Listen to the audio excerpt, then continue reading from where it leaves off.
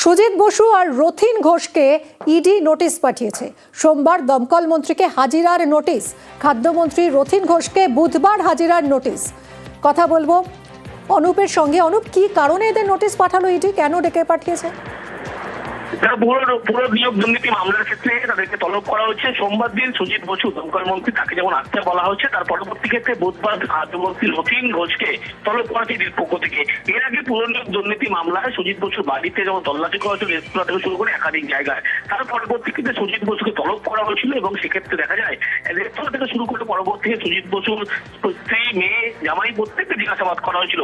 এবং ভোটের পরবর্তী আগে লক্ষ্য করা গেল রাজ্যের দমকল মন্ত্রী সুজিত বসু, তাকে যেমন আবার তলব করা হলো। সোমবার তাকে সকাল 11টার মধ্যে ইডি দপ্তরে আসতে বলা হয়েছে। অন্যদিকে রাজ্যের খাদ্যমন্ত্রী তথা রথিন ঘোষ, তাকেও তলব করা হচ্ছে, বলা হচ্ছে বুধবার সকাল 11টার মধ্যে আসতে। প্রত্যেকের বয়ান লিপিবদ্ধ করতে ইডি পুরো নিয়োগ দুর্নীতি মামলার ক্ষেত্রেই তাদেরকে তলব করা হয়েছে এবং তাদের বয়ান নতুন করে লিপিবদ্ধ করতে চায়। এখন অয়ন সিংকে জিজ্ঞাসাবাদ তথ্য পেয়েছিল, সেই তথ্যের পরিপ্রেক্ষিতেই এই জিজ্ঞাসাবাদ, এমনটাই কিন্তু জানতে পারা যাচ্ছে। ধন্যবাদ অনুপ। বিজেপি আর কত নোক দাঁত বার করবে? তোমাদের যদি কোনো তদন্তের থাকে এতদিন করে রাখোনি কেন? এত বছরের পুরনো মামলাগুলো যদি আরো তদন্তের দরকার থাকে তুমি ইলেকশনের পরে করতে পারো।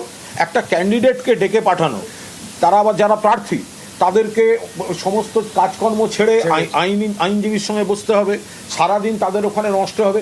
বিজেপি যে কতটা দেউলিয়া, কতটা ভয় পেয়েছে এই বিজেপির নেতাদের উপর, বিজেপির কোনো ভরসা নেই। প্রার্থীদের মাঠ থেকে সরিয়ে রেখে দিয়ে তোমরা খেলা করতে চাইছো। তোমরা জানো না মানুষ এই প্রার্থীদের সঙ্গে আছেন কারণ তারা মমতা বন্দ্যোপাধ্যায়ের প্রার্থী। এরপর যখন এরা ড্যাং ড্যাং করে জিতে আসবে, মুখটা কোথায় থাকবে?